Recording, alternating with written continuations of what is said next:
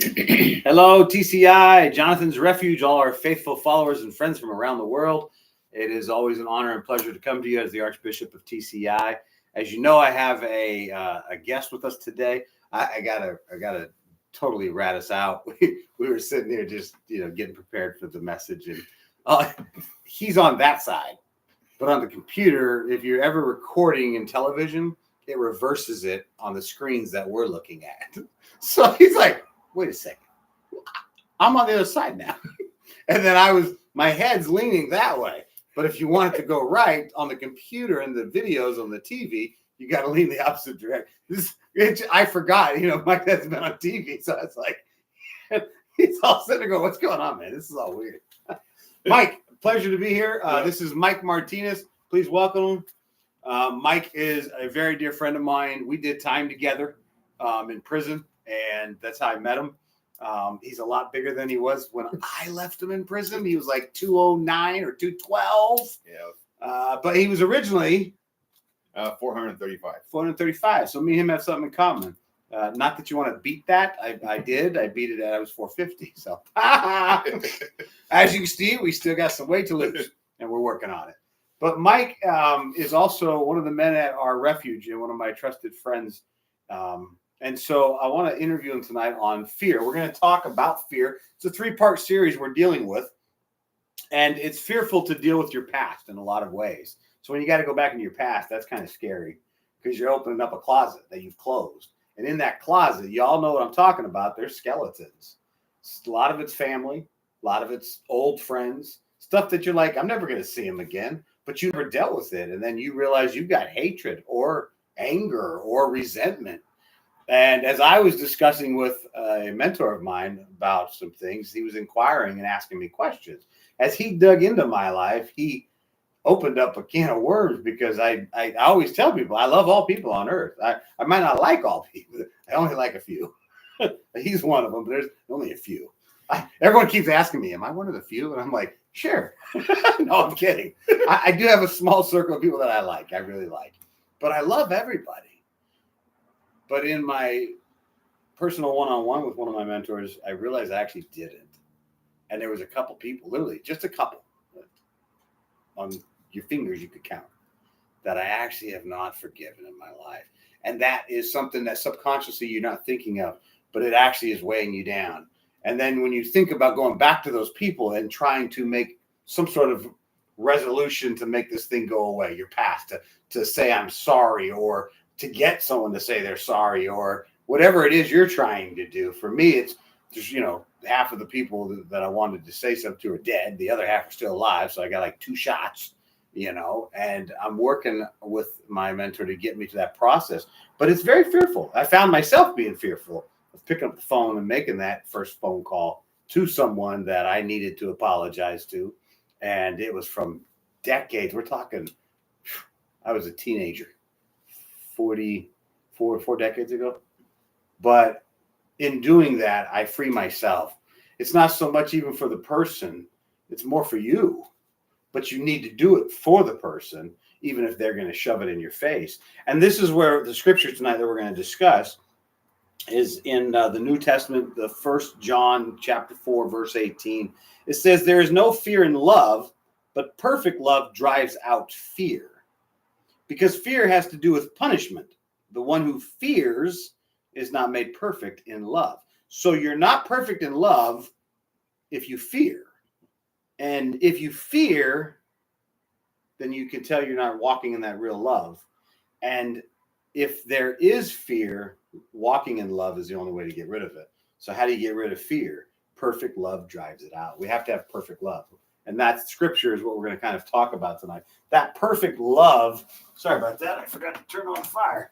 That perfect love that we're talking about is something from God and you. It's between you and God. It's my perfect love is between God and me, my creator and I, working on us, my life, my bad parts, my good parts, the sins, the glories, the triumphs, the trophies, the downfalls, the bankruptcies, all the good and bad, and that's between me and God.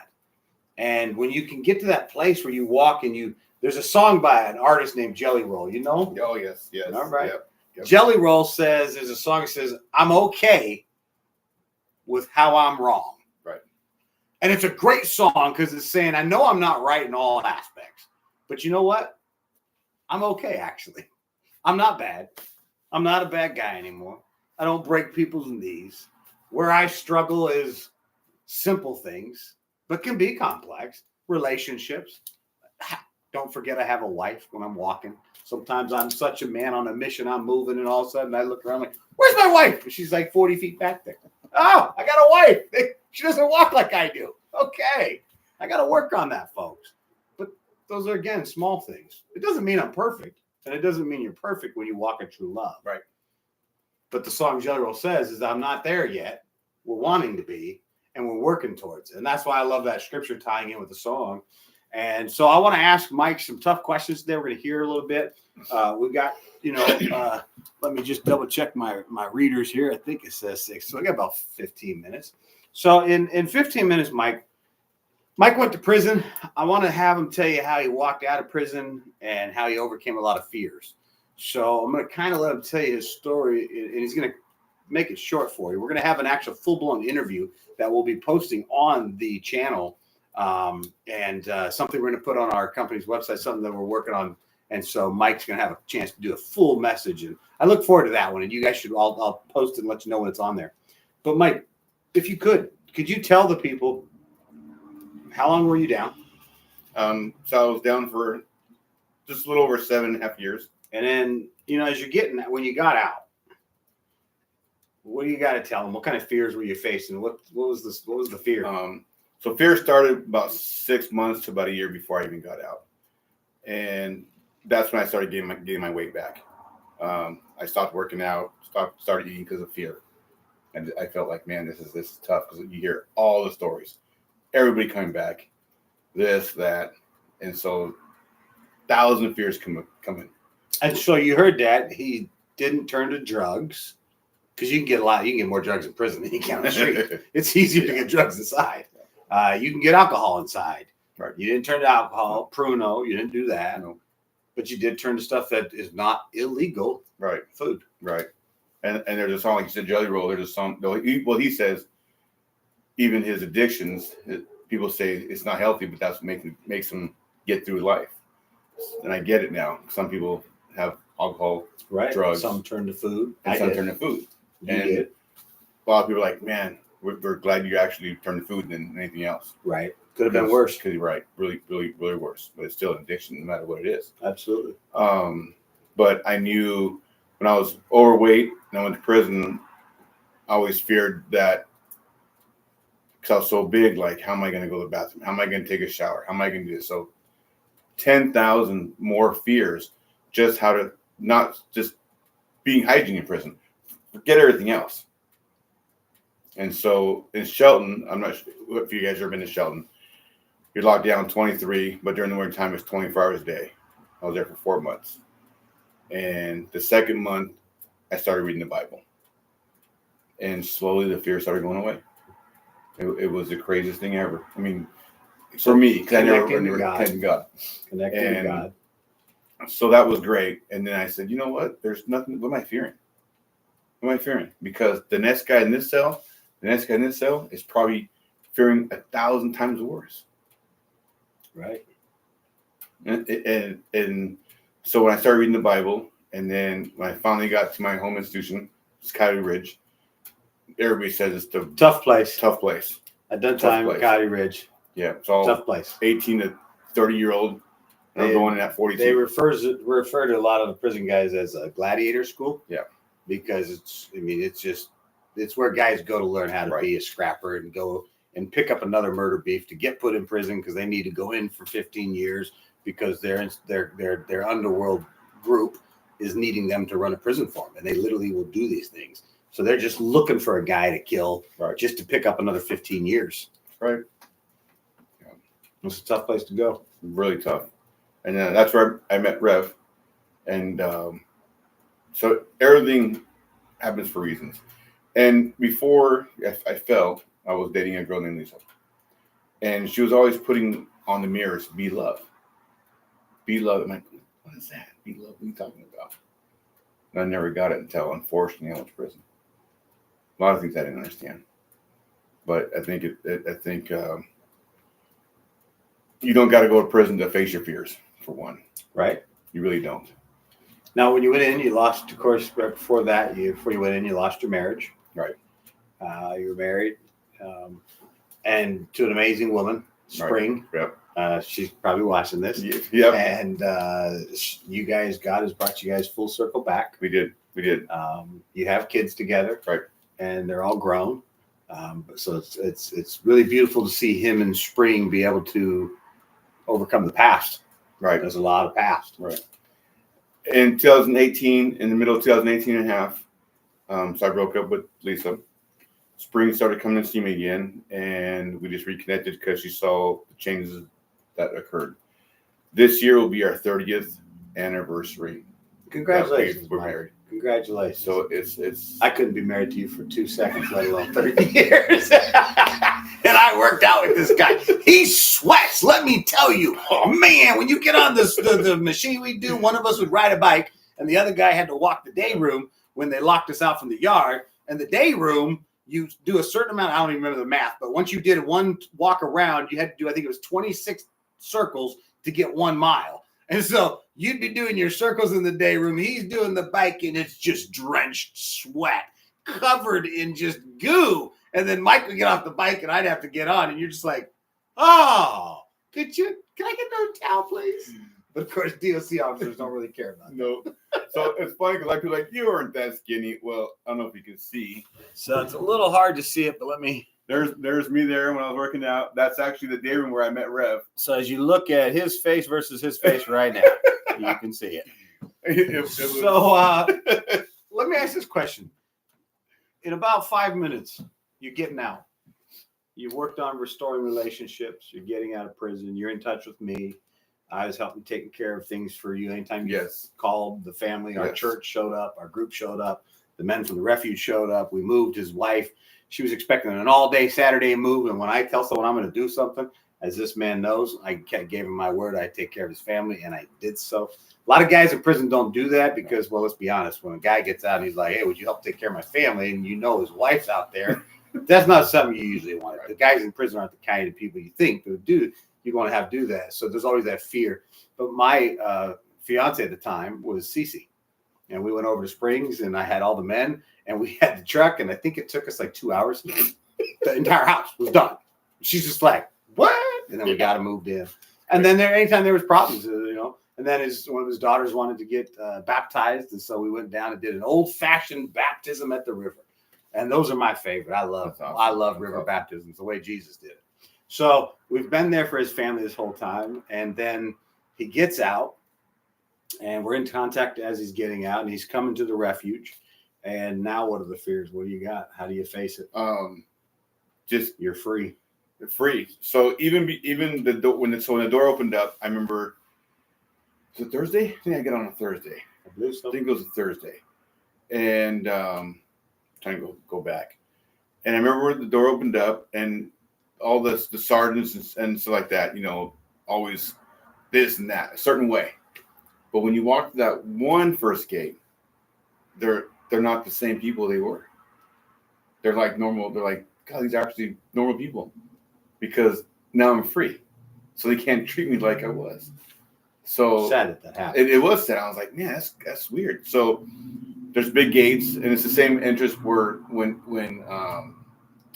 visitors come in. So when visitors come in, there's big gates, all kinds of weird stuff. So the door's open. I'm standing there like this, looking around. The main shift lieutenant comes up and says, Mr. Martinez, because there's like 4 of us getting released. And he goes, I rarely ask this question, but I have to ask you this question. What did you learn about prison? Wow. What'd you say? And I was like, well, I think I learned, and I know I learned how to become a better person in society. And I found my way, and I found to love myself and how to conquer fear. And he stood up, he walked over, he shook my hand, And then he hugged me. He goes, I'm going to tell you something.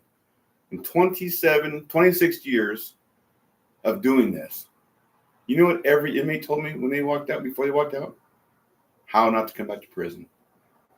And every inmate that said that comes back to prison. That he says would come back to prison.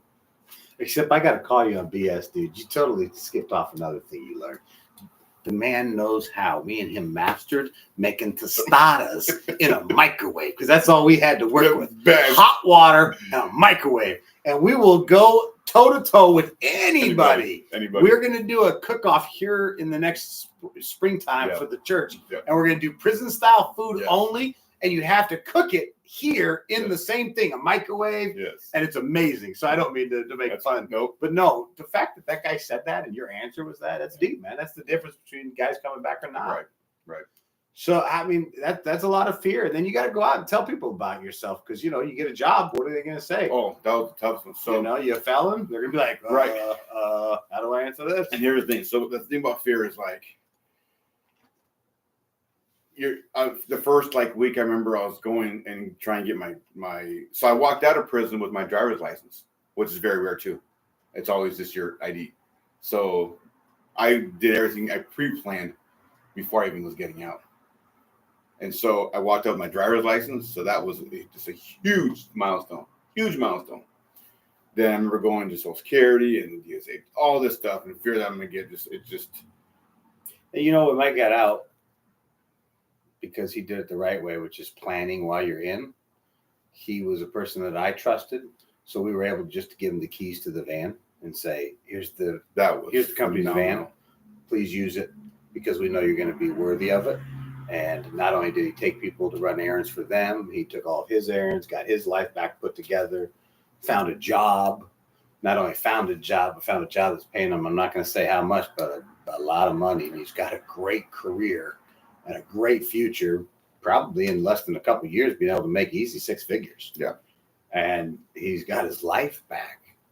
And it was hard to overcome when you walk in and say, I'm a felon. Huge. Yeah. Especially when you're sitting there. Oh, hold on. Let me see what that just did. Every once in a while, I forget to hook something up. And I just did that. So we're going to continue, Mr. Mike, but we're going to wrap this up. So when you look at fear, what you had was fear of your past, fear of your crimes, correct, which happened, 16 years ago? Correct. He's not the same guy. I know what he did. He knows what he did. Prison all knows what he does. His job knew what he did. The place he's moving into is going to know what he did.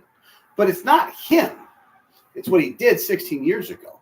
See, some men are still offending what they did. Murderers, drug addict, rapists, all of them. There's all these crimes, and they're still offending them. They're still doing it. They're living in it. This is a man who looked at his mistakes and said, I got to change. And then changed. And then did his time.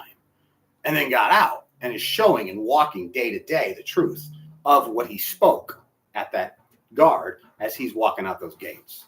And the truth is he's living the right life. And he's with an organization that holds him accountable, but also is supportive and backing that we're willing to go for him and put letters of employment. And this man's worthiness is, we have such trust in him. He can chauffeur around the men in our organization that have disabilities, physical disabilities.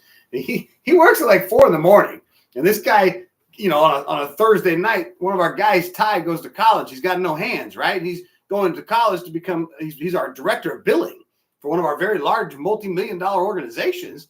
And this guy's got to be up at 4 and Ty's at 9:30, 10 getting out of class for night school. And he's driving all the way to the other city to get him, to bring him home. And he's got to be up in 5 hours.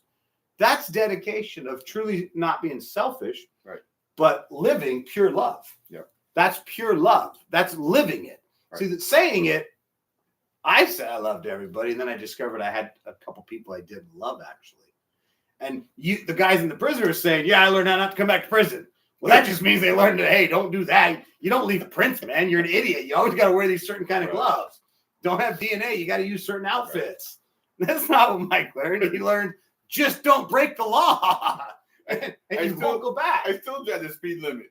And Rev and them were like, no, you don't. And they're like, well, Mike, you are right. You're not breaking no laws. Dude, don't drive with this guy. I'm like, speed, break the law.